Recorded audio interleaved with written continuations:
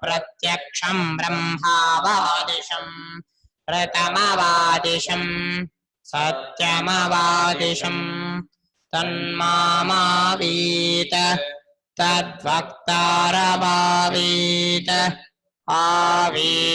आवीन्माम् आवीद्वक्तारम् ॐ शान्ति शान्ति शान्तिः नाववतु सहनौ भुनक्तु सह वीर्यङ्करवावहै तेजस्विनावधीतमस्तु मा विद्विषावहै ॐ शान्ति शान्ति शान्तिः यस्माज्जातं जगत् सर्वं यस्मिन्नेव प्रलीयते येनेदं धार्यते चैव तस्मै ज्ञानात्मने नमः इति मे गुरुभिः पूर्वं पदवाक्यप्रमाणतः व्याख्याताः सर्ववेदान्तास्तान् नित्यं प्रणतोऽस्मि तैत्तिरीयकसारस्य मयाचार्यप्रसादतः विस्पष्टार्थरुचीनां हि व्याख्येयं सम्प्रणीयते तदप्येष श्लोको तदप्येष श्लोको भवति प्राणं देवानुप्राणन्ति मनुष्याः पशवश्च ये प्राणो हि भूतानामायुः तस्मात् सर्वायुसमुच्यते सर्वमेव आयुर्यन्ति ये प्राणं ब्रह्मोपासते प्राणो हि भूतानामायुः तस्मात् सर्वायुषमुच्यत इति तदप्येष श्लोकवति हिंदिनंತೆಯೇ प्राणं प्राणं देवाः अनु प्राणन्ति प्राणः हि भूतानाम् आयुः तस्मात् सर्वायुषं सर्वं एव त आयु सर्वं एव ते आयुः आयुर्यन्ति आयुः यन्ति ये प्राण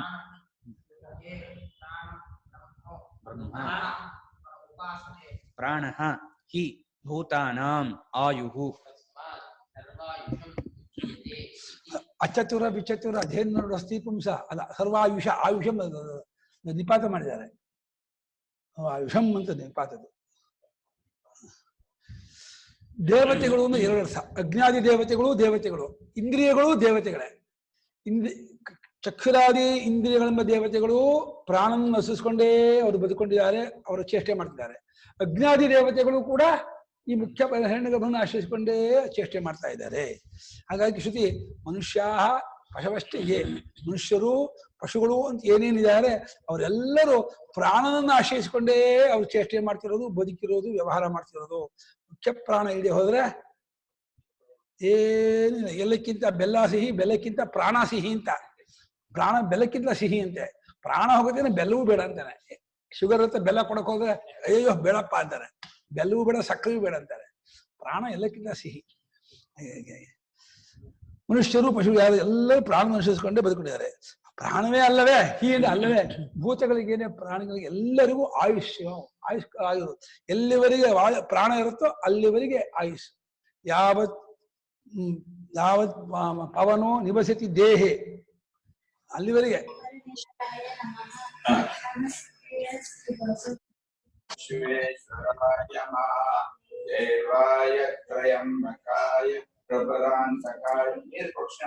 ಅಮ್ಮ ವಿಜಯ ಬಾಲಕೃಷ್ಣ ಅವ್ರೇನೋ ಹಾಕೊಂಡ್ಬಿಟ್ಟಿದ್ದಾರೆ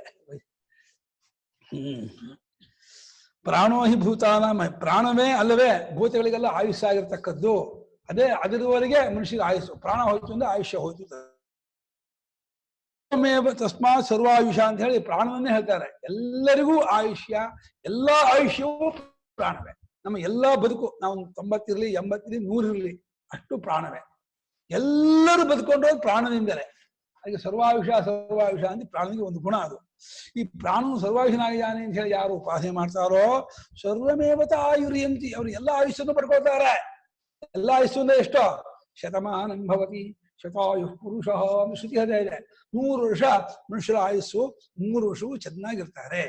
ಯಾರೋ ಏ ಪ್ರಾಣಂ ಬ್ರಹ್ಮೋಪಾಸತೆ, ಯಾರು ಪ್ರಾಣನ ಬ್ರಹ್ಮ ಅಂತ ಉಪಾಸನೆ ಮಾಡ್ತಾರೋ ಪ್ರಾಣ ಬ್ರಹ್ಮೋಪಾಸಕರು 100 ವರ್ಷ ಕಾಲ ಚೆನ್ನಾಗಿ ಬದುಕೊಂಡಿರ್ತಾರೆ ಅಂತ. ಎಲ್ಲ ಇದನ್ನು ತಮ್ಮ ಕರ್ಮ ನಿಮಿತ್ತವಾಗಿ ಎಷ್ಟು ಆಯುಷ್ಯ ಬಂದಿದೆ ಅಷ್ಟು ಆಯುಷ್ಯವು ಚೆನ್ನಾಗಿರ್ತಾರೆ ಅಂತ. ಪ್ರಾಣವೇ ಅಲ್ಲವೇ ಭೂತಗಳಿಗೆಲ್ಲ ಆಯುಷ್ಯ ಇನ್ನೊಂದ್ಸಲ ಹೇಳ್ತಾ ಇರೋದು ಉಪಸಂಹಾರಕ್ಕಾಗಿ. ತಸ್ಮಾತ್ ಆಯುಷ್ಯದಿಂದ ಸರ್ವಾಯುಷ ಎಂಬುದಾಗಿ ಪ್ರಾಣವನ್ನೇ ಹೇಳುತ್ತಾರೆ. ತಿಳಿದವರು ಜ್ಞಾನಿಗಳು ವೇದ ಪುರುಷರು ಪ್ರಾಣನೇ ಕಂಡ್ರೋ ಎಲ್ಲರಿಗೂ ಆಯುಸ್ಸು, ಪ್ರಾಣನೇ ಕಂಡ್ರೋ ಬ್ರಹ್ಮ, ಪ್ರಾಣ ಬ್ರಹ್ಮೋಪಾಸಕರಾದ್ರೆ ನಿಮಗೆ ಅನ್ನ ಚೆನ್ನಾಗಿ ಜೀರ್ಣವಾಗುತ್ತೆ, ಆಯುಷ್ಯ ಚೆನ್ನಾಗಿರುತ್ತೆ, 100 ಕಾಲ ಚೆನ್ನಾಗಿ ಬದುಕ್ತೀರಾ ಅಂತ ಅವಾಂತರವಾಗಿ ಪ್ರಾಣ ಉಪಾಸನೆ ಪ್ರಾಣಕೋಶ ವರ್ಣನೆ. ತಸ್ಮಿನ್ನೇವ ಅರ್ಥೆ ಪ್ರಾಣಮಯಾತ್ಮ ವಿಷಯ ಏಷ ಶ್ಲೋಕಃ ಭವತಿ. ತಸ್ಮಿನ್ನೇವ ಅರ್ಥೆ ಪ್ರಾಣಮಯಾತ್ಮ ವಿಷಯಃ ಏಷಃ ಶ್ಲೋಕಃ ಭವತಿ.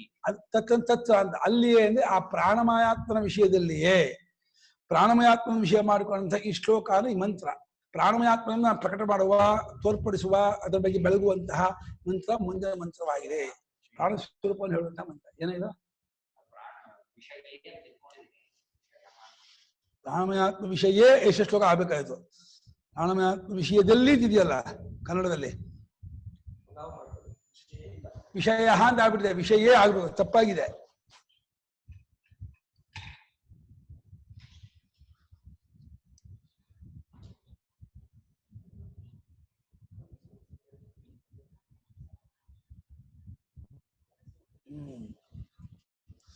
ಪ್ರಾಣಂ ದೇವಾಹ ಅನುಪ್ರಾಣಂತೆ,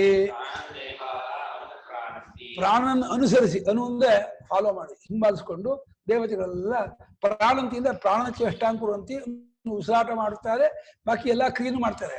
ಕ್ರಿಯಾಮಯೋ ಹಿ ಪ್ರಾಣ, ಪ್ರಾಣನು ಕ್ರಿಯಾಮಯನು. ಎಲ್ಲಾ ಚೇಷ್ಟೆಗೂ ಎಲ್ಲಾ ಕ್ರಿಯೆಗೂ ಪ್ರಾಣನೇ ಮೂಲ ಆಧಾರ, ಅವನಿಂದಲೇ ಎಲ್ಲಾ ಚೇಷ್ಟೆಗೂ ನಡೆಯೋದು. ಅಂದ್ರೆ ಪ್ರಾಣ ಅನುಸರಿಸಿ ಎಲ್ಲ ಚೇಷ್ಟೆ ಮಾಡ್ತಾರೆ. ಇಲ್ಲಿ ದೇವಾಹ ಯಾರೋ? ದೇವಾಹ ಅಗ್ನ್ಯಾದಯ, ದೇವಾಹ ಅಜ್ಞಾದಯಃ, ಪ್ರಾಣಂ ವಾಯುವಾತ್ಮಾನಂ, ಪ್ರಾಣಂ ವಾಯುವಾತ್ಮಾನಂ, ಪ್ರಾಣನ ಶಕ್ತಿಮಂತಂ, ಪ್ರಾಣನ ಶಕ್ತಿಮಂತಂ, ತದಾತ್ಮಭೂತಾಃ ಸಂತಃ ಪ್ರಾಣಂತಿ.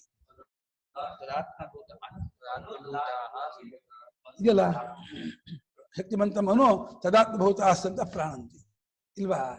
ಹಿಂದೆ ಪ್ರಾಣನ ಕರ್ಮ ಕೊರುವಂತಿ. ದೇವತೆಗಳು ಅಂದ್ರೆ ಅಗ್ನಿ, ಅಗ್ನಿ, ಇಂದ್ರ, ಯಮ, ಕುಬೇರ, ಏನು ಅಷ್ಟದಿಕ್ ಪಾಲಕರು ಏನ್ ಹೇಳ್ತೀರಿ? 33 ಕೋಟಿ ದೇವತೆಗಳು ಏನ್ ಹೇಳ್ತೀವಿ? ಆ ಎಲ್ಲಾ ದೇವತೆಗಳು ವಾಯುವಾತ್ಮನಾದ ಪ್ರಾಣನನ್ನ, ಅದು ಪ್ರಾಣನ ಶಕ್ತಿ, ಉಸಿರಾಟ ಆಡುವ ಶಕ್ತಿ, ಕ್ರಿಯಾಮಯನಾಗಿರ್ತಕ್ಕಂಥ ಶಕ್ತಿ, ಆ ಶಕ್ತಿವಂತನಾದ ಪ್ರಾಣನನ್ನು ಅನುಸರಿಸಿ ಅವನೊಡನೆ ಏಕಾತ್ಮತೆಯನ್ನು ಹೊಂದಿ ತಾದಾತ್ಮ್ಯತೆಯನ್ನು ಪಡ್ಕೊಂಡು ಎಲ್ಲರೂ ಉಸಿರಾಡ್ತಾ ಇದ್ದಾರೆ, ಬದುಕೊಂಡಿದ್ದಾರೆ, ತಮ್ಮ ಚೇಷ್ಟೆ ಮಾಡ್ತಾ ಇದ್ದಾರೆ. ಪ್ರಾಣನಿಗೆ ಅವನಿಗೆ ಸೂತ್ರಾತ್ಮ ಅಂತ ಹೆಸರು.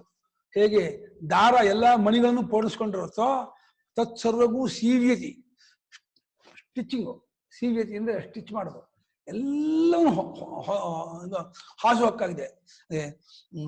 ವಾಯುರ್ವ ಇಮ ಪ್ರಜಾ ನಸ್ಯೋತಾನೇ ನೀಯತೆ, ನಸ್ಯೋತ, ನಸ್ಯೋತ ಮೂಗ್ದಾನ. ಹೇಗೆ ಎತ್ತಿಗೆ ಮೂಗ್ದಾನ ಹಾಕ್ತಾರೋ ಪ್ರಾಣ ವಾಯು ಮೂಗ್ದಾನ ಇದ್ದಿಗೆ, ಪ್ರಾಣ ಏನಾದ್ರು ಹೊರಟ್ರೆ ಕೈಕಾಲು ಬಡಿಸ್ಬಿಡ್ತಾನೆ, ಆಗೇ ಹೊರತು ಆಗಲ್ಲ ಆಗಲ್ಲ ಆಗಲ್ಲ ಆಗಲ್ಲ ಅಂತಾನೆ. ಕೈ ಪ್ರಾಣ ಹೋಗುತ್ತೆ ತಡ್ಕೊಳಕ್ಕೆ ಆಗಲ್ಲ. ಮೂಗ್ದಾನ ಇದ್ದ ಹಾಗೆ ಪ್ರಾಣ ನಮ್ಗೆ ಅದೇ ಹಿಡ್ಕೊಂಡ್ರು ನಮ್ಮನ್ನ. ಅದನ್ನ ಪ್ರಾಣಶಕ್ತಿ ಉಳ್ಳವನಾದಂತಹ ವಾಯುದೇವತೆಯನ್ನು ಅನುಸರಿಸಿ ಎಲ್ಲರೂ ಕೂಡ ಅಗ್ನಿಯೂ ಅಷ್ಟೇ, ನೀವು ಅದನ್ನು ಕೌಚಿಬಿಡಿ, ದೀಪ ಆರೋಗ್ಬಿಡುತ್ತೆ. ಗಾಳಿ ಇಲ್ಲ ಅಂದ್ರೆ ಈಗ ಅಗ್ನಿಗೆ ವಾಯು ಸಖ ಅಂತ ಹೆಸರು. ಬೆಂಕಿ ಮನೆಗೆ ಬಿದ್ದ್ಬಿಡುತ್ತಲ್ಲ, ಗಾಳಿ ಬೀಸ್ಬಿಡ್ತೀವಿ ಅಂದ್ರೆ ಜೋರ ಉಳಿಸಿ ಆಗ್ಬಿಡುತ್ತೆ, ಆರ್ಸೋಕೆ ಆಗಲ್ಲ, ಹಂಗ ಉದ್ಬಿಡುತ್ತೆ. ಪಾಪ ನಮ್ಮೂರಲ್ಲಿ ಹಿಂದೆ ಎಲ್ಲ ರೈತಾಪಿ ಮನೆಯೆಲ್ಲ ಸೋಗೆ ಮನೆ ಆಡ್ತಿತ್ತು. ಆ ಸೋಗೆ ಮನೆ ಆದಾಗ ಅವ್ರಿಗೂ ಗೊತ್ತಾಗೋದು, ಹೊತ್ಕೊಂಡ್ಬಿಡೋದು, ವರ್ಷಕ್ಕೊಂದು ಹೊತ್ಕೊಂಡ್ಬಿಡ್ತು ಅಂದ್ರೆ ಎಷ್ಟು ಅದು ಬೇಸಿಗೆ ಕಾಲದಲ್ಲಿ ಚೆನ್ನಾಗಿ ಗುರುಗುರಿಯಾಗಿ ಆ ಸೋಗೆ ಹತ್ಕೊಂಡಿರುತ್ತೆ. ಪಾಪ ಅವ್ರ ಕೆರೆಯ ನೀರು ತರೋ ಹೊತ್ತಿಗೆ 10 ಮನೆ ಬೂದಿ ಆಗ್ಬಿಟ್ಟು ಎಲ್ಲ ಹಚ್ತಾ ಇರ್ತಾರೆ. ಪಾಪ ಗೋಳು ಹಾಕ್ತಾ ಇರ್ತಾರೆ ಅವ್ರು. ಇವಾಗೆಲ್ಲ ಹೆಂಚು ಮನೆ ಮಾಡ್ಕೊಂಡ್ಬಿಟ್ಟಿದ್ದಾರೆ. ಕಾಲದ ಸೋಗೆ ಮನೆ ನಾವೆಲ್ಲ ಹೋಗ್ತಿದ್ವಿ. ಪಾಪ ರೈತ ಮನೆ ಕೆಚ್ಕೊಂಡ್ರೆ ಬರ್ರೋ ಅಂತೇಳಿ ಮನೆಯಿಂದ ಕೊಳ ಬೇಕಿಟ್ಟು ಓಡ್ತಾ ಇದ್ವಿ ನಾವು. ಓಡ್ಬಿಟ್ಟು ಆಟಿ ನೀರು ತಂದ್ಬಿಟ್ಟು ಲೈನ ನಿಂತ್ಕೊಂಡು ಹೊಳೆಯಿಂದ ಕೆರೆಯಿಂದ ನೀರು ಹಾಕ್ತಾ ಇದ್ವಿ. ಅದು ಗಾಳಿ ಬಂದ್ಬಿಡ್ತಿತ್ತು, ಹೊತ್ತ ನೀರ್ ಹಾಕಕ್ಕೆ ಆಗ್ತಿರ್ಲಿಲ್ಲ, ಹತ್ತಕ್ಕೆ ಹೋಗಕ್ಕೆ ಆಗ್ತಿರ್ಲಿಲ್ಲ, ಅಷ್ಟು ಹಚ್ತಾ ಇತ್ತು. ಅಂಥ ಇದು ಅಯ್ಯೋ ವಾಯು ಸಖಾವನು ಅಗ್ನಿ. ಅದರಿಂದ ಪ್ರಾಣವನ್ನು ಬಿಟ್ಟು ವಾಯುವನ್ನು ಬಿಟ್ಟು ಯಾರು ಬದುಕಿಲ್ಲ. ಎಲ್ಲರ ಬದುಕಿಗೂ ಎಲ್ಲರ ಜೀವನಕ್ಕೂ ಪ್ರಾಣನೇ ವಾಯುವೇ ಸಾಧನಾ ಕಾರಣ. ಪ್ರಾಣನ ಕ್ರಿಯಾವಂತೋ ಭವಂತಿ. ಪ್ರಾಣ ಕ್ರಿಯೆಯಿಂದ ಅವನು ಮುಖ್ಯ ಅದೇ ವಾಯುದೇವತೆಯ ಕ್ರಿಯೆಯಿಂದಲೇ ಎಲ್ಲರೂ ಕ್ರಿಯಾವಂತರು, ಕರ್ಮವನ್ನುಳ್ಳವರು, ಕರ್ಮ ಮಾಡುವವರಾಗಿ ಇದ್ದಾರೆ. ಏನ್ ತಗೊಳಕ್ಕೂ ಓಡೋಕ್ ಮಾಡೋಕ್ಕೂ ಎಲ್ಲಕ್ಕೂ ಪ್ರಾಣಶಕ್ತಿಯೇ ಬೇಕು. ಪ್ರಾಣಶಕ್ತಿ ಹಿಡಿಯೋದು ಯಾರಿಗೂ ಏನು ಮಾಡಕ. ಗಿಡ ಮರ ಬಳ್ಳಿ ಬೆಳೆಯೋದಕ್ಕೂ ಪ್ರಾಣ ಶಕ್ತಿ. ಅರಾಯವರ್ಧನಾಭವು ಪ್ರಾಣೇ ಸರ್ವಂ ಸಮರ್ಪಿತಂ. ಹೇಗೆ ಸ್ಪೋಕ್ಸ್ ಇದೆಲ್ಲ ಹಬ್ಬಲ್ಲೆಲ್ಲ ಸ್ಪೋಕ್ಸ್ ಸೇರ್ಕೊಂಡಿದೆಯೋ ಇಡೀ ಜಗತ್ತೆಲ್ಲೂ ಪ್ರಾಣ ಸೇರ್ಕೊಂಡಿದೆ ಅಂತ ಆ ಪ್ರಶ್ನೋಪನಿಷತ್ ಹೇಳ್ತಾ ಇದೆ. ಅಧ್ಯಾತ್ಮಾಧಿಕಾರಾತ್ ದೇವಾಹ ಇಂದ್ರಿಯಾಣಿ ಪ್ರಾಣಂ ಅನುಪ್ರಾಣಂತಿ ಮುಖ್ಯ ಪ್ರಾಣಮನು ಚೇಷ್ಟಂತೆ ಇತಿ ವಾ ಅಂದ್ರೆ ಅಥವಾ ಇನ್ನೊಂದು ಅರ್ಥ ಮಾಡ್ಬೋದು. ಇದು ಅಧ್ಯಾತ್ಮ ಪ್ರಕರಣವಾದ್ರಿಂದ ಇಲ್ಲಿ ಪ್ರಾಣ ಅಂದ್ರೆ ಮುಖ್ಯ ಪ್ರಾಣ ಇಟ್ಕೊಂಡ್ಬಿಡಿ. ಮೊದಲನೇ ಅರ್ಥದಲ್ಲಿ ವಾಯು ಅಂತ ಅರ್ಥ ಮಾಡಿ ದೇವತೆಗಳು ಅಂದ್ರೆ ಅಗ್ನಾದಿ ದೇವತೆಗಳು ಅರ್ಥ ಮಾಡಿದ್ರು. ಈಗ ಮುಖ್ಯ ಪ್ರಾಣ ಪ್ರಕರಣವಾದ ಇದು ಅಧ್ಯಾತ್ಮ ಪ್ರಕರಣವಾದ್ರಿಂದ ಮುಖ್ಯ ಪ್ರಾಣ ತಗೊಂಡ್ಬಿಟ್ಟು ಮುಖ್ಯ ಪ್ರಾಣ ಅನುಸರಿಸಿಕೊಂಡು ದೇವತೆಗಳು ಅಂದ್ರೆ ಚಕ್ರಾದಿ ಇಂದ್ರಿಯಗಳು ಅಥವಾ ವಾಗಾದಿ ಇಂದ್ರಿಯಗಳು ತಮ್ಮ ಚೇಷ್ಟೆಯನ್ನ ಮಾತಾಡೋದು, ನೋಡೋದು, ಕೇಳೋದು ಎಲ್ಲಾ ಕ್ರಿಯೆಯನ್ನು ಮುಖ್ಯ ಪ್ರಾಣ ಅನುಗ್ರಹದಿಂದ ಮಾಡ್ತಾ ಇದ್ದಾರೆ. ಪ್ರಾಣ ಏನಾದ್ರೂ ಹೋಗ್ತೀನಿ ಅಂತ ಹೊರಟ್ಬಿಟ್ರೆ ಮೋತ್ಕಮೀಹಿ ಅಂತಂದ್ರೆ ಹೇಳ್ಬೇಡ ಮಹಾರಾಯ ನೀನಿರು ಅಂತ ಜಗಳ ಆಗಿತ್ತಲ್ಲ ಹಾಗಾದಿ ಇಂದ್ರಿಯಕ್ಕೂ ಮುಖ್ಯ ಪ್ರಾಣಕ್ಕೂ ನಾನ್ ಹೆಚ್ಚು ಅಂತ. ಒಂದೊಂದು ವರ್ಷ ಒಬ್ಬೊಬ್ಬರು ಬಿಟ್ಟೋದ್ರು. ಹೇಗಿದ್ರಿ ಅಂತ ಹೇಳಿದ್ರು. ಓ ನೀವ್ ಬಿಟ್ಟೋಗಿದ್ಯೇನಾ ಅಂದ್ರು. ಹೇಗಿದ್ರಿ ಅಂತ ಕೇಳಿದ್ರೆ ನೀನ್ ಬಿಟ್ಟೋಗಿದ್ಯೇನೋ, ನೀನ್ ಬಿಟ್ಟೋಗಿದ್ಯಾ ಗೊತ್ತಿಲ್ಲ, ಆರಾಮಾಗಿದ್ವಲ್ಲ ಅಂದ್ರು. ಎಷ್ಟು ಅವಮಾನ ಆಗ್ಬೇಡ ಅದಕ್ಕೆ. ನಾನು ಹೋಗಿದ್ದೆ ನಿಮ್ಗೆ ಗೊತ್ತಾಗಲಿಲ್ಲ ಅಷ್ಟು ಮಟ್ಟಿಗೆ ನನ್ನ ಬಗ್ಗೆ ನಿರ್ಲಕ್ಷ್ಯತೆ ಅಂತಂದ್ರೆ ನಾನು ಏನು ಇಲ್ಲ ಇದರಲ್ಲಿ ಗೊತ್ತಾಯ್ತು ಅಂದ್ರೆ ಎಲ್ಲ ಇದು ಒಪ್ಕೊಂಡ್ಬಿಟ್ಟು ಈಗ ನಾನು ಹೋಗ್ಲಾ ಅಂದ್ರೆ ಮುಖ್ಯ ಪ್ರಾಣ ಸ್ವಲ್ಪ ಮಾರಾಯ ನೀನು ಹೋಗ್ಬೇಡ ಕಣೋ, ನೀನು ಹೋದ್ರೆ ಯಾರಿಗೂ ಅಸ್ತಿತ್ವ ಇಲ್ಲ ಅಂದ್ಬಿಟ್ಟು ಜಂಬ ಮಾಡ್ತೀರಾ. ನಾನು ಹೆಚ್ಚು ಅಂತ ಗೊತ್ತಾಯ್ತಾ, ಯಾರು ಹೆಚ್ಚು ಅಂತ ಹೇಳಿ ಎಲ್ಲರೂ ಪ್ರಾಣ ಶ್ರೇಷ್ಠತ್ವವನ್ನ ಜ್ಯೇಷ್ಠತ್ವವನ್ನು ಒಪ್ಕೊಂಡ್ಬಿಟ್ಟು ಈ ವಾಕು ವಸಿಷ್ಠತ್ವವನ್ನ, ಈ ಶ್ರೋತ್ರ ಸಂಪತ್ತು, ಈ ಪ್ರತಿಷ್ಠಾತ್ವ ಆಯ್ತರ ಎಲ್ಲಾ ಗುಣವನ್ನು ನಿಂದು ಒಪ್ಪಿಸ್ತಾರೆ ಅಂತ ಹೇಳಿ ಉಪನಿಷತ್ತು ಛಾಂದೋಗ್ಯ ಕಥೆ ಬರುತ್ತೆ. ಅದೇ ರೀತಿ ಮುಖ್ಯ ಪ್ರಾಣವನ್ನು ಅನುಸರಿಸಿಯೇ ಇವರೆಲ್ಲರೂ ಚೇಷ್ಟೆ ಮಾಡ್ತಾ ಇದ್ದಾರೆ, ವ್ಯಾಪಾರ ಮಾಡ್ತಾ ಇದ್ದಾರೆ. ತಥಾ ಮನುಷ್ಯ ಪಶವಶ್ಚಯೇ ಪ್ರಾಣನ ಕರ್ಮಣೈವ ಚೇಷ್ಟಾವಂತೋ ಭವಂತಿ. ಇನ್ನು ಇಂದ್ರಿಯಗಳಾಯ್ತಲ್ಲ, ಇನ್ನು ಮನುಷ್ಯರು, ಪಶುಗಳು, ಪಕ್ಷಿಗಳು, ಪ್ರಾಣಿಗಳು, ಕ್ರಿಮಿಕೀಟಗಳು, ಗಿಡಮರ ಬಳ್ಳಿಗಳು ಅಂತ ಏನಿದೆ ಎಲ್ಲರಿಗೂ ಪ್ರಾಣ ಹೊಕ್ಕಿದ್ದಾನೆ. ಆಯಾ ಇದು ಪ್ರಾಣ ಹೊಕ್ಕಿರೋದ್ರಿಂದ ಅದು ಬೆಳೆಯೋದು, ಪುಷ್ಟವಾಗೋದು, ಚೇಷ್ಟೆ ಮಾಡೋದು, ವ್ಯಾಪಾರ ಎಲ್ಲವನ್ನು ಪ್ರಾಣ ನಿಮಿತ್ತವಾಗಿ ಮಾಡೋದು. ಹೇಳಿದ ಕ್ರಿಯೆ ಅನ್ನೋದು ಪ್ರಾಣಂದೇ. ಪ್ರಾಣ ಕ್ರಿಯಾಧರ್ಮ ಪ್ರಾಣದೇ. ನಿರಂತರ ಚೇಷ್ಟೆ ಮಾಡ್ತಾನೆ. ಎಂಥ ಮಹಾತ್ಮ ಪ್ರಾಣ ಅಂತಂದ್ರೆ ಅವನು ಬೇಸರವೇ ಇಲ್ಲ. ಅತಂದ್ರೋ ದೇವ ಅಂತ ಅವನ ಹೆಸರು. ಸೋಮಾರಿತನವಿಲ್ಲದೆ ಇರುವಂತದ್ದೇ. ನಿದ್ದೆ ಮಾಡ್ತಿದ್ದು ಉಸಿರಾಡ್ತಾ ಇರ್ತಾನೆ. ನಿದ್ದೆ ಮಾಡ್ತಿದ್ದಾಗಲೂ ರಕ್ತ ಸಂಚಾರ ಆಗ್ತಾ ಇರುತ್ತೆ, ನಾಡಿ ಬಡ್ತಾ ಆಗ್ತಾ ಇರುತ್ತೆ, ಹಾರ್ಟ್ ಫಂಕ್ಷನ್ನು, ಕಿಡ್ನಿ ಫಂಕ್ಷನ್ನು, ಇದು ಹಾರ್ಟ್ ಬೀಟಿಂಗ್, ಇದು ಬ್ರೈನು, ಇದು ನಾಡಿ ಬಡ್ತಾ ಎಲ್ಲವೂ ಅವನ ದೇಹವನ್ನು ಶುದ್ಧಿ ಮಾಡೋದು ಅವನೇ. 2 ಸೆಕೆಂಡ್ ಉಸಿರು ಬಿಡ್ತಾನಲ್ಲ, ದೇಹದ ಕೆಟ್ಟ ವಾಸನೆ ತಳ್ತಾನೆ, ಮತ್ತು ಆಮ್ಲಜನಕ ತಗೊಳ್ತಾನೆ, ಒಳ್ಳೆ ಗಾಳಿ ತಗೊಳ್ತಾನೆ. ಹಂಗಾಗಿ ದೇಹವನ್ನ ದುರ್ವಾಸನೆಯಿಂದ ಕಾಪಾಡ್ತಾ ಇದ್ದಾನೆ. ಈಗ ಹೇಗೆ ಕೆಟ್ಟ ವಾಸನೆ ಬಂದು ನಾವು ಫ್ಯಾನ್ ಹಾಕ್ತಿವೋ, ಗಾಳಿ ಬೀಸ್ತೀವೋ, ಹಾಗೆ ಈ ಫ್ಯಾನು ಮೂಗಲ್ಲಿ ಒಂದು ಫ್ಯಾನ್ ಇಟ್ಟಿದ್ದಾನೆ.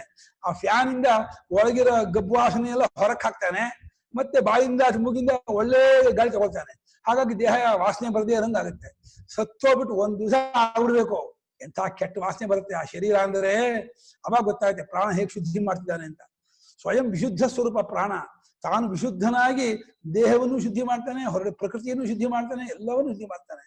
ಹಾಗಾಗಿ ಪ್ರಾಣ ಬಹಳ ದೊಡ್ಡ ದೇವತೆ. ಅದನ್ನು ಆಶ್ರಯಿಸಿಕೊಂಡೇ ಮನುಷ್ಯರೆಲ್ಲ ಬದುಕೊಂಡಿರೋದು, ಪಶುಗಳೆಲ್ಲ ಬದುಕೊಂಡಿರೋದು, ತಮ್ಮ ಚೇಷ್ಟೆಯನ್ನು ಮಾಡ್ತಿರೋದು ಪ್ರಾಣ ನಿಮಿತ್ತವಾಗಿ. ಪ್ರಾಣವೇ ಬ್ರಹ್ಮ ಅಂತ ಹೇಳಿ ಉಪಾಸನೆ ಮಾಡಬೇಕು. ಅತಶ್ಚ ಅನ್ನಮಯೇನೈವ ಪರಿಚ್ಛಿನ್ನೇನ ಆತ್ಮನ ಆತ್ಮವಂತಃ ಪ್ರಾಣಿನಃ ಕಿಂತರ್ಹಿ ತದಂತರ್ಗತೇನ ಪ್ರಾಣಮಯೇನಾಪಿ ಸಾಧಾರಣೇನೈವ ಸರ್ವಪಿಂಡವ್ಯಾಪಿನಾ ಆತ್ಮವಂತೋ ಮನುಷ್ಯಾದಯ. ಆತ್ಮವಂತೋ ಮನುಷ್ಯಾದಯಃ. ಅದನ್ನು ಬರೀ ಕೇವಲವಾದ ಪರಿಚ್ಛಿನ್ನವಾದ ಅನ್ನಮಯ ಶರೀರ ಅಂತ ಒಂದೇನಿದೆ, ಅದರಿಂದ ಸ್ವರೂಪ ಉಳ್ಳವರಾಗಿಲ್ಲ. ಅದೇ ನಮ್ಮ ಸ್ವರೂಪ ಅಂತ ಆಗಿಲ್ಲ ಜನರಿಗೆ. ಅನ್ನಮಯವೂ ಒಂದು ಇದು ಇನ್ಸ್ಟ್ರೂಮೆಂಟ್ ಸಾಧನ, ಒಂದು ಹಾರ್ಡ್ವೇರು ಸಾಫ್ಟ್ವೇರು ಅಂತೀವಲ್ಲ. ಹಾರ್ಡ್ವೇರ್ ಆಗಿದೆ ಶರೀರ, ಸಾಫ್ಟ್ವೇರ್ ಆಗಿದೆ ಪ್ರಾಣ, ಒಳಗಿನಿಂದ ಇದಾಗಿದೆ. ಹಾಗಾಗಿ ಕೇವಲವಾದ ಪರಿಚ್ಛಿನ್ನವಾದ ಹೊರಗಡೆ ಇರತಕ್ಕಂತಹ ಶರೀರವೆಂಬ ಅನ್ನದಿಂದ ಯಾರು ಆತ್ಮವಂತರಾಗಿಲ್ಲ. ಅದು ಸಮಷ್ಟಿಯನ್ನ ತಗೊಂಡ್ರು, ವಿರಾಟ ತಗೊಂಡು ಅದರಿಂದ ಆಗಿಲ್ಲ. ಮತ್ತೇನು ಅಂದ್ರೆ ಅದು ಒಳಗಿರುವ ಅನ್ನಮಯದ ಒಳಗಿರುವ ಪ್ರಾಣಮಯನಿಂದಲೂ ಕೂಡ ಅಪಿ ಶಬ್ದ ಅದಕ್ಕೆ ಅಂದ್ರೆ ಮುಂದಕ್ಕೂ ಹೋಗ್ತಾರೆ. ಪ್ರಾಣಮಯನೇ ಅಲ್ಲ, ಪ್ರಾಣಮಯದಿಂದಲೂ ಕೂಡ ಅದು ಮನೋಮಯನೂ ಇದ್ದಾನೆ, ವಿಜ್ಞಾನಮಯನೂ ಇದ್ದಾನೆ. ಅದಕ್ಕೋಸ್ಕರ ಇಲ್ಲಿ ಅಪಿ ಹಾಕಿದ್ರು. ಪ್ರಾಣಮಯದಿಂದಲೂ ಕೂಡ ಅದು ಸಾಧಾರಣವಾಗಿರ್ತಕ್ಕವನು. ಅನ್ನಮಯ ಅವರವರಿಗೆ ಇಂಡಿವಿಜುವಲ್ ಬೇರೆ ಬೇರೆ, ಪ್ರಾಣ ಮಾತ್ರ ಎಲ್ಲರಿಗೂ ಸಮಾನ ಅಂತ. ಉಸಿರಾಟ ಎಲ್ಲರಿಗೂ ಸಮಾನ, ಪ್ರಾಣ ಎಲ್ಲರೂ ಒಂದೇ. ಶರೀರದ ಆಕಾರ, ಸ್ವಭಾವ, ಗುಣ, ಆರೋಗ್ಯ ಇದೆಲ್ಲ ಅವರವ್ರದ್ದು ಬೇರೆ ಬೇರೆ. ಅದೇ ಪ್ರಾಣ ಮಾತ್ರ ಬೇರೆ ಬೇರೆ ಅಲ್ಲ, ಎಲ್ಲರ ಪ್ರಾಣ ಒಂದೇ ಪ್ರಾಣ. ಆದ್ರೆ ಆಯಾಯ ಉಪಾಧಿ ಕರ್ಮನಿಮಿತ್ತವಾಗಿ ಅದು ವ್ಯಾಪಾರ ಮಾಡೋದು ಬಿಟ್ರೆ ಅಲ್ಲಿ ಪ್ರಾಣ ತೋರ್ಕೊಳ್ಳಲ್ಲ. ಪ್ರಾಣ ಹೋಗ್ತಾನೆ ಶಬ್ದಕ್ಕೆ ಅರ್ಥ ಪ್ರಾಣನ ಅಭಿವ್ಯಕ್ತಿ ಆಗೋಲ್ಲ. ಆ ಪ್ರಾಣಕ್ಕೆ ನಾಶ ಇಲ್ಲ, ಪ್ರಾಣವೇ ಹೋಗೋದು. ಹೇಗೆ ನಾವು ಊರಿಂದ ಊರಿಗೆ ಹೋಗ್ತೀವೋ ಪ್ರಾಣನೇ ಶರೀರ ಅಂತ ಹೋಗ್ತಾ ಇರ್ತಾರೆ. ಪ್ರಾಣಕ್ಕೆ ಸಾವಿಲ್ಲ. ಸಾಧಾರಣವಾಗಿರ್ತಕ್ಕಂಥ ಸಾಮಾನ್ಯವಾಗಿರ್ತಕ್ಕಂತಹ ಎಲ್ಲಾ ಪಿಂಡವನ್ನು ವ್ಯಾಪಿಸಿಕೊಂಡಿರುವಂತಹ ಪ್ರಾಣ. ಯಾಕೆಂದ್ರೆ ಇದು ಉಪಾಸನೆ ಬೇಕಿದು, ಹಿರಣ್ಯಗರ್ಭೋಪಾಸನೆ ಮಾಡ್ಬೇಕಲ್ಲ. ಇದು ಪ್ರಾಣ ಬ್ರಹ್ಮೋಪಾಸಕರಿಗೆ ಅವನು ಸರ್ವಪಿಂಡ ವ್ಯಾಪಿ ಅಂತ ತಿಳ್ಕೊಂಡೇ ಉಪಾಸನೆ ಮಾಡ್ಬೇಕು. ಅಧ್ಯಾತ್ಮವಾದ ಪರಿಚ್ಛಿನ್ನವಾದ ದೇಹದೊಳಗೆ ಇರುವಂತಹ ಮುಖ್ಯ ಪ್ರಾಣನನ್ನ ಬ್ರಹ್ಮ ಅಂತೆಲ್ಲ ಉಪಾಸನೆ ಮಾಡೋದು. ಇಲ್ಲಿರುವ ತೋರ್ಕೊಳ್ಳುವ ಮುಖ್ಯ ಪ್ರಾಣ ನೆಪವಾಗಿಟ್ಕೊಂಡು ಸಮಷ್ಟಿ ಪ್ರಾಣ ಇದಾನಲ್ಲ, ಜಗದಾತ್ಮನಾದಂತಹ ಸೂತ್ರಾತ್ಮ ಹಿರಣ್ಯಗರ್ಭ, ಆ ಪ್ರಾಣನ ರೂಪದಿಂದ ನಾವೆಲ್ಲರೂ ಆತ್ಮವಂತರಾಗಿದ್ದೀವಿ, ಸ್ವರೂಪವಂತರಾಗಿದ್ದೀವಿ. ಮನುಷ್ಯರಾದಿಗಳೆಲ್ಲರೂ ಅದರೇ ನಮಗೆಲ್ಲ ಸ್ವರೂಪವಾಗಿದೆ, ಆತ್ಮವಾಗಿದೆ. ಅದರಿಂದಲೇ ಕಣ್ಣು ಕಿವಿ ಮೂಗು ಕೆಲಸ ಮಾಡ್ತಾ ಇರೋದು ಪ್ರಾಣದಿಂದಲೇ. ಪ್ರಾಣನೇ ನಮಗಿರುವ ಪ್ರಾಣ ಇರೋರಿಗೆ ಕುಶಲಂ ಪೃಚ್ಛತಿ ತಾವದ್ಗೇಹೆ. ಪ್ರಾಣ ಇರೋರಿಗೆ ಚೆನ್ನಾಗಿದ್ದೀರಾ, ಆರೋಗ್ಯವಾ, ಊಟ ಆಯ್ತಾ, ಕಾಫಿ ಅದೆಲ್ಲ ಕೇಳ್ತಿರ್ತಾರೆ. ಪ್ರಾಣ ಹೋಯ್ತು ಅಂದ್ರೆ ಏನು ಕೇಳಲ್ಲ. ಭಾರ್ಯಾ ಬಿಭ್ಯತಿ ತಸ್ಮಿನ್ ಕಾಯ. ಆ ಶರೀರ ಹೆಂಡತಿ ಹೇಳ್ಕೊಂಡ್ಬಿಡ, ಮುಂಚೆ ತಗೊಂಡು ಹೋಗಿದ್ದನ್ನ ಬೇಡ ಇದು ಅಂತ ಹೇಳ್ಬಿಟ್ಟು ಯಾವ ಶರೀರ ಪ್ರೀತಿಸ್ತಿದ್ವೋ ಆ ಹೆಂಡತಿ ಹೇಳ್ಕೊಳ್ತಾಳೆ ಅಂತ ಆ ಭಜಗೋವಿಂದಮ್ಮಲ್ಲಿ ಹೇಳಿದ್ದಾರೆ. ಏವಂ ಮನೋಮಯಾದಿಭಿಃ ಪೂರ್ವಪೂರ್ವ ವ್ಯಾಪಿಭಿಃ ಉತ್ತರೋತ್ತರೈಃ ಸೂಕ್ಷ್ಮೈಃ ಆನಂದಮಯಾಂತೈಃ ಆಕಾಶಾದಿಭೂತಾರಬ್ಧೈಃ ಅವಿದ್ಯಾಕೃತೈಃ ಆತ್ಮವಂತಹ ಸರ್ವೇ ಪ್ರಾಣಿನಃ. ಇದೇ ರೀತಿಯಾಗಿ ಮುಂದಕ್ಕೆ ಹೋಗ್ಬೇಕು. ಪ್ರಾಣಮಯನಿಗಿಂತ ಮುಂದಕ್ಕೆ ಮನೋಮಯ ಮುಂತಾದ ಮನೋಮಯಾದೀನ ಮನೋಮಯ, ವಿಜ್ಞಾನಮಯ, ಅನ್ಮಯ, ಹೀಗೆ ಅದು ಮುಂದಿನ ವ್ಯಾಪಿಸ್ಕೊಂಡಿರೋದು ಹಿಂದಿನದು. ಪೂರ್ವ ಅಂದ್ರೆ ಹಿಂದಿನದನ್ನ ವ್ಯಾಪಿಸಿಕೊಂಡದ್ದಾದ ಮುಂದಿನ ಕೋಶ. ಅನ್ನಮಯನಿಗಿಂತ ಮುಂದಿರೋದು ಪ್ರಾಣಮಯ, ಪ್ರಾಣಮಯದಿಂದ ಮುಂದಿರೋದು ಮನೋಮಯ, ಮನೋಮಯದಿಂದ ಮುಂದಿರೋದು ವಿಜ್ಞಾನಮಯ. ಮುಂದಿರತಕ್ಕಂಥದ್ದು ಅದು ಸೂಕ್ಷ್ಮ ಆಗ್ತಾ ಹೋಗುತ್ತೆ. ಅನ್ನಮಯ ಸ್ಥೂಲ ಎಲ್ಲರಿಗೂ ಕಾಣೋದು, ಪ್ರಾಣಮಯ ಇದಕ್ಕೆ ಹೋಲಿಸ್ಕೊಂಡು ಇದಕ್ಕಿಂತ ಸೂಕ್ಷ್ಮ ವ್ಯಾಪಕ. ಪ್ರತ್ಯಕ್ಷ, ಸೂಕ್ಷ್ಮತ್ವ, ವ್ಯಾಪಿತ್ವ ಮೂರು ಗುಣ ಒಂದಕ್ಕಿಂತ ಒಂದು ಹೆಚ್ಚಾಗ್ತಾ ಹೋಗುತ್ತೆ. ಅನ್ನಮಯನಿಗೆ ಎಷ್ಟು ಸ್ಥೂಲತ್ವ, ಪರಿಚ್ಛಿನ್ನತ್ವ, ದೃಶ್ಯತ್ವ ಇದೆಯೋ ಅದಕ್ಕಿಂತ ಪ್ರಾಣಮಯನಿಗೆ ಸೂಕ್ಷ್ಮತ್ವ, ಪ್ರತ್ಯಕ್ಷ, ವ್ಯಾಪಿತ್ವ ಇದೆ. ಅದಕ್ಕಿಂತ ಮನೋಮಯನಿಗೆ ಇನ್ನೂ ಸೂಕ್ಷ್ಮತ್ವ, ವ್ಯಾಪಿತ್ವ, ಪ್ರತ್ಯಕ್ಷತ್ವ ಒಳಗಿರೋದು. ಹಾಗೆ ವಿಜ್ಞಾನಮಯಕ್ಕೆ, ಆನಂದಮಯಕ್ಕೆ ಹೀಗೆ ಮೂರು ಗುಣವು ಯಾವ್ಯಾವ್ದು ಹೆಚ್ಚಾಗ್ತಾ ಹೋಗಿ ಕೊನೆಗೆ ಮಿಗಿಲಿಲ್ಲದಷ್ಟು ಹೆಚ್ಚಿನದಾದ ಪ್ರತ್ಯಕ್ಷ, ಸೂಕ್ಷ್ಮತ್ವ, ವ್ಯಾಪಿತ್ವ ಚೈತನ್ಯದಲ್ಲಿ ಇರ್ತಕ್ಕಂಥ ಅದೇ ಪರಮಾರ್ಥಾತ್ಮ. ಅಲ್ಲಿವರೆಗೂ ಹೋಗ್ಬೇಕು. ಸದ್ಯಕ್ಕೆ ಪಂಚಕೋಶ ಅಂತ ಇಟ್ಕೊಂಡಾಗ ಆನಂದಮಯದವರೆಗಿರ್ತಕ್ಕಂತಹ ಕೋಶಗಳು ಇದು ಆಕಾಶ ಮುಂತಾದ ಭೂತಗಳಿಂದ ತಯಾರಾಗಿದ್ದಂತೆ. ಆನಂದಮಯ ತಯಾರಾಗಿರೋದು ಆಕಾಶದಿಂದಂತೆ, ಹಾಗೆ ವಿಜ್ಞಾನಮಯ ತಯಾರಾಗಿರೋದು ವಾಯುವಿನಿಂದ, ಹಾಗೆ ಮನೋಮಯ ತಯಾರಾಗಿರೋದು ತೇಜಸ್ಸಿನಿಂದ, ಹಾಗೆ ಪ್ರಾಣಮಯ ತಯಾರಿರೋದು ಅಪ್ಪಿನಿಂದ, ಹಾಗೆ ಶರೀರ ತಯಾರಿರೋದು ಪೃಥ್ವಿಯಿಂದ. ಹೀಗೊಂದು ಪ್ರಕ್ರಿಯೆ ಇದೆ. ಆಕಾಶ ಮುಂತಾದ ಭೂತಗಳಿಂದ ಆರಬ್ಧವಾದ ಮತ್ತು ಇದಕ್ಕೆಲ್ಲಕ್ಕೂ ಒಂದು ರೌಂಡ್ ಮಾರ್ಕ್ ಇದೆ. ಏನು? ಅವಿದ್ಯಾಕೃತೈ. ಅವಿದ್ಯಾಕೃತ ಅಂದ್ರೆ ಅವಿದ್ಯಾ ಕಲ್ಪಿತ ಅಂತ ಅರ್ಥ. ಅವಿದ್ಯಾಕೃತ ಅವಿದ್ಯೆ ಮಾಡಿದ್ದು ಅಂದ್ರೆ ಅವಿದ್ಯೆಯನ್ನು ವಸ್ತು ಮಾಡೋಕದೇನು ತಯಾರು ಇದೆಲ್ಲ ಅಲ್ಲ. ಅವಿದ್ಯಾಕೃತ, ಅವಿದ್ಯಾಕಲ್ಪಿತ, ಅವಿದ್ಯಾತ್ಮಕ, ಅವಿದ್ಯಾಧ್ಯಸ್ಥ ಎಲ್ಲಕ್ಕೂ ಒಂದೇ ಅರ್ಥ. ಶಂಕರಾಚಾರ್ಯರು ಒಂದೊಂದು ಕಾಂಟೆಕ್ಸ್ಟ್ ಒಂದೊಂದು ಬೇರೆ ಬರೀತಾರೆ ಹೊರತು ಅವಿದ್ಯಾಕೃತ ಅನ್ನೋ ಪದ ನೋಡ್ಬಿಟ್ಟು ಅವಿದ್ಯೆಯನ್ನು ಮಾಡಿಬಿಟ್ಟಿದೆ ಅಂತ ಹಾಗೆ ಅಕ್ಷರಾರ್ಥ ತಗೊಂಡು ತಪ್ಪಬಾರ್ದು. ಅವಿದ್ಯಾಕಲ್ಪಿತ ಅಂತ ಅರ್ಥ. ಅವಿದ್ಯಾಕಲ್ಪಿತವಾದ ಈ ಕೋಶಗಳಿಂದ ಎಲ್ಲರೂ ಆತ್ಮವಂತರಾಗಿದ್ದಾರೆ, ಆತ್ಮವಂತ ಸ್ವರೂಪವಂತರಾಗಿದ್ದಾರೆಯೇ ಎಲ್ಲಾ ಪ್ರಾಣಿಗಳು ಅದನ್ನು ಹೋಗ್ಬಾರ್ದು. ಈ ಪಂಚಕೋಶದಿಂದ ಆತ್ಮವಂತರಾಗಿ ಅಂದ್ಕೊಂಡಿದ್ದಾರೆ. ತಥಾ ಮುಂದಕ್ಕಿನ್ನೂ ಹೋದರೆ ತಥಾ ಸ್ವಾಭಾವಿಕೇನಾಪಿ ಸ್ವಾಭಾವಿಕೇನಾಪಿ ಆಕಾಶಾದಿ ಕಾರಣೇನ ಆಕಾಶಾದಿಕಾರಣೇನ ನಿತ್ಯೇನ ಅವಿಕೃತೇನ ನಿತ್ಯೇನ ಅವಿಕೃತೇನ ಸತ್ಯಜ್ಞಾನಾನಂತ ಲಕ್ಷಣೇನ ಸತ್ಯಜ್ಞಾನಾನಂತ ಲಕ್ಷಣೇನ ಪಂಚಕೋಶ ಅತಿಗೇನ ಪಂಚಕೋಶಾತಿಗೇನ ಸರ್ವಾತ್ಮನ ಆತ್ಮವಂತಃ. ಸರ್ವಾತ್ಮನ ಆತ್ಮವಂತಃ. ಇದ ಕೊನೆಯ ಹಜರು. ಹಾಗೆ ಮುಂದಕ್ಕೆ ಹೋಗಬೇಕು. ಆನಂದಮಯವನ್ನು ದಾಟಿ ಆ ಭೋಕ್ತಾತ್ಮ ಆನಂದಮಯ, ಭೋಕ್ತಾತ್ಮನನ್ನು ದಾಟಿ ಸ್ವಾಭಾವಿಕವಾದ ಅದು ಯಾವ ಕರ್ಮ ಕಾರ್ಯವಲ್ಲದ ಮತ್ತು ಅವಿದ್ಯಾಕೃತವಲ್ಲದ ಕಲ್ಪಿತವಲ್ಲದ್ದಾದ ಯಾರು ಮಾಡಿದ್ದಲ್ಲದೆ ಇರುವಂತಹ ಸತ್ಯವಾಗಿರ್ತಕ್ಕಂತಹ ಆಕಾಶಾದಿ ಪಂಚಭೂತಕ್ಕೂ ಕಾರಣನಾಗಿರುವ ಇದು ಕಾಲದೇಶ ಮೀರಿದಂತಹ ನಿತ್ಯ. ಅದು ಕಾಲಕೃತ ನಿತ್ಯ ಅಲ್ಲ, ಕಾಲಾತೀತವಾದ ನಿತ್ಯವಾದ ಅವಿಕೃತ ಅಂದ್ರೆ ಚೇಂಜ್ ಇಲ್ಲದ ಬದಲಾವಣೆ ಇಲ್ಲದೆ ಇರತಕ್ಕಂತಹ ಸತ್ಯಜ್ಞಾನಾನಂತ ಸ್ವರೂಪ. ಅದು ಹೇಳ್ತಲ್ಲ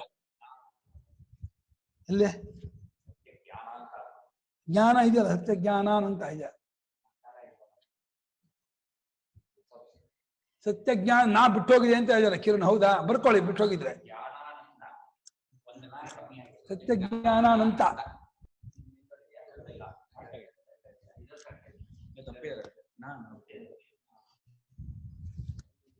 ಅದು ಹೇಳ್ತಲ್ಲ, ತದೇಶಾಭ್ಯುಕ್ತ ಸತ್ಯಂ ಜ್ಞಾನಮನಂತಂ ಬ್ರಹ್ಮ ಅಂತ ಅದನ್ನ ಹೇಳ್ತಾ ಇದ್ದಾರೆ. ಸತ್ಯಜ್ಞಾನಾನಂತ ಲಕ್ಷಣನಾಗಿರುವ ಆತ್ಮನಿಂದ ಅವನು ಪರಮಾರ್ಥಾತ್ಮ, ಅವನು ಪಂಚಕೋಶವನ್ನು ಮೀರಿದವನು. ಮೀರಿದವನು ಶಬ್ದಕ್ಕೆ ಅರ್ಥ ಇವಾಗ ಹಗ್ಗ ಹೇಗೆ ಹಾವನ್ನು ಮೀರಿದೆಯೋ ಹಾಗೆ ಮೀರಿದೆ.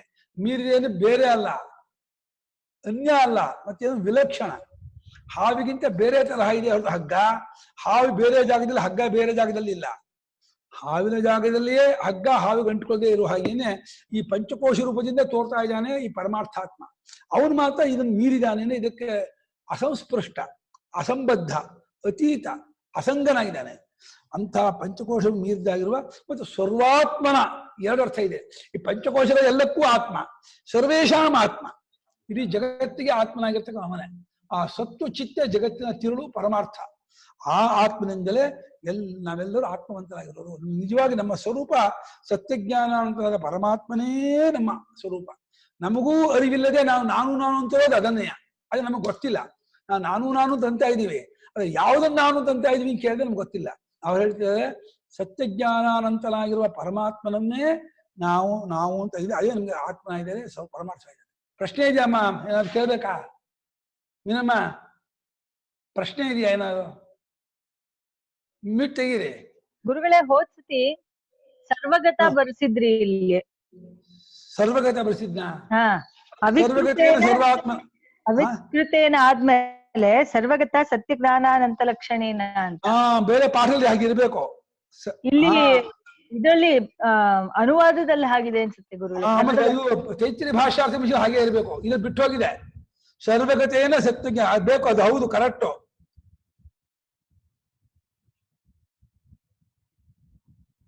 ಅದು ಸರ್ವಗತನಾಗಿರುವಂತಿದೆ ಕನ್ನಡದಲ್ಲಿ, ಕರೆಕ್ಟು. ಸರ್ವಗತನಾಗಿರುವಂತಿದೆ. ಸರ್ವಗತನಾಗಿರುವ 5 ಕೋಶಗಳನ್ನು ಮೀರಿರುವ. ಹೌದು, ಬಿಟ್ಟೋಗಿದೆ ಅಮ್ಮ, ಕರೆಕ್ಟು.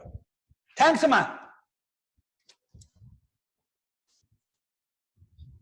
ಎಲ್ಲಪ್ಪ? ಹಾ, ಹೌದು. ಸರ್ವಗತೇನ ಆದ್ಮೇಲೆ, ಅವಿಕೃತೇನ ಆದ್ಮೇಲೆ.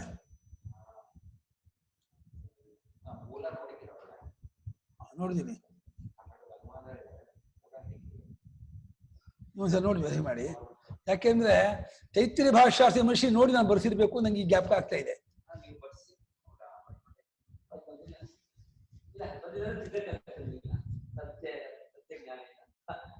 ಪದ ಬಿಟ್ಟು ಇದೆ.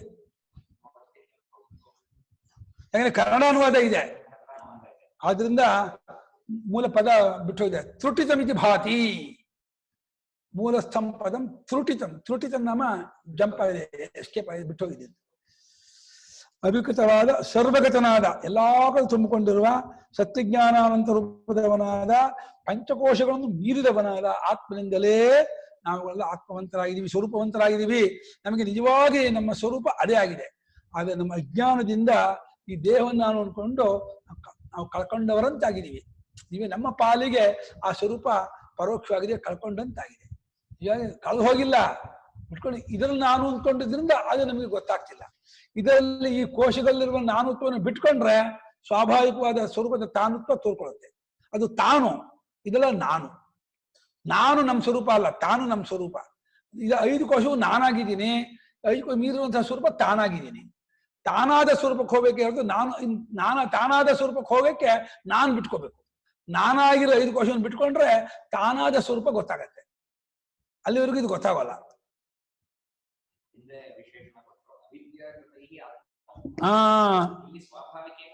ಅದು ನೋಡಿ ಕಿರಣ್ ಹೇಳ್ತಿದ್ದಾರೆ, ಕೇಳ್ತೀನಂತೆ ಹಿಂದೆ ಹಿಂದಿನ ವಾಕ್ಯದಲ್ಲಿ 2 ವಾಕ್ಯದಲ್ಲೂ ಆತ್ಮವಂತಹ ಅನ್ನೋದು ಕಾಮನ್. ಅವಿದ್ಯಾಕೃತೈ ಆತ್ಮವಂತಹ ಅಂದ್ರು, ಇಲ್ಲಿ ಸ್ವಾಭಾವಿಕೇನ ಆತ್ಮವಂತ. ಅದೇ ಅದು ಅವಿದ್ಯಾಕೃತವಾಗಿರ್ತಕ್ಕಂಥ ಅವಿದ್ಯಾಕೃತವಾದ ಆತ್ಮ ನಾನು, ಸ್ವಾಭಾವಿಕವಾದ ಆತ್ಮ ತಾನು. ಆ ಅವಿದ್ಯಾಕೃತವಾದ ನಾನು ಬಿಟ್ಕೊಂಡ್ಬಿಟ್ರೆ ಸ್ವಾಭಾವಿಕವಾದ ತಾನೇ ತೊಳ್ಕೊಂಡ್ಬಿಡ್ತಾನೆ, ಗೊತ್ತಾಗ್ತಾನೆ. ಅದನ್ನು ಆತ್ಮವಂತ ಸಹಿ ಪರಮಾರ್ಥತಃ ಆತ್ಮ ಸರ್ವೇಷಾಂ ಆತ್ಮ ಸರ್ವೇಷಾಂ ಅರ್ಥಾದುಕ್ತಂ ಭವತಿ. ಏತದಪಿ ಅರ್ಥಾದುಕ್ತಂ ಭವತಿ. ಅವನೇ ಅಲ್ಲವೇ ಹೀ ಅನ್ನೋದು ಪ್ರಸಿದ್ಧಾರ್ಥ. ಅನುಭವ ಹೇಳ್ತಾ ಇದೆ, ಅವನೇ ಅಲ್ಲವೇ ಹೀನ ಅಲ್ಲವೇ. ನಾನೆಲ್ಲರಿಗೂ ಪರಮಾರ್ಥವಾಗಿ ಅವನೇ ಆತ್ಮನ ಇದ್ದಾನೆ ಅನ್ನೋದು ಇಷ್ಟು ಕೂಡ ಇಷ್ಟು ವಿಚಾರ ಅರ್ಥ ಇದೆ. ಈ ವಿಚಾರವನ್ನ ಮಥನ ಮಾಡೋದ್ರಿಂದ ಎದ್ದು ತೋರುವಂತಹ ಅರ್ಥ ಇದರ ವಿಚಾರ ಮಾಡಿದ್ರೆ ಓ ಇವನೇ ನಮಗೆ ಪರಮಾರ್ಥವಾದ ಆತ್ಮನು, ಸತ್ಯವಾದ ಆತ್ಮನು ಅಂತ ಹೇಳಿ ಈ ರೀತಿ ಹೇಳ್ದಂಗಾಗುತ್ತೆ. ಕೊನೆ ನೋಡಿ ಎಲ್ಲ ಮಾಂಡೂಕ್ಯ ಇರ್ಬೋದು, ತೈತಿರ್ಯ ಇರ್ಬೋದು, ಬೃಹದಾರಣ್ಯಕ ಎಲ್ಲವೂ ಫೈನಲ್ ಇಲ್ಲಿಗೆ ಬರೋದು.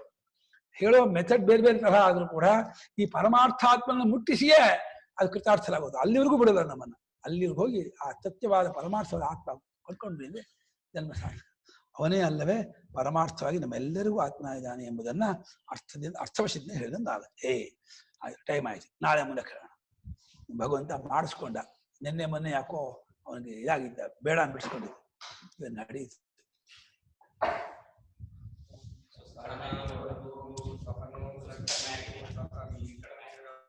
ಕಮ್ಮಿ